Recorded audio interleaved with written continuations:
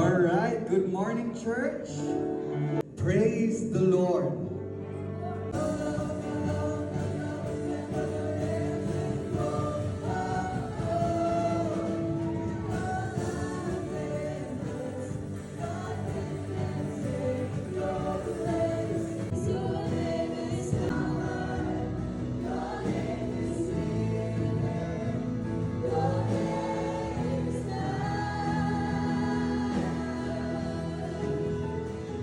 Remember, it's not by our own obedience, but by the obedience of Christ when He died on the cross willingly for us. Let people know who Jesus is, because He has changed your life. Because He has blessed you. Because He has given you hope.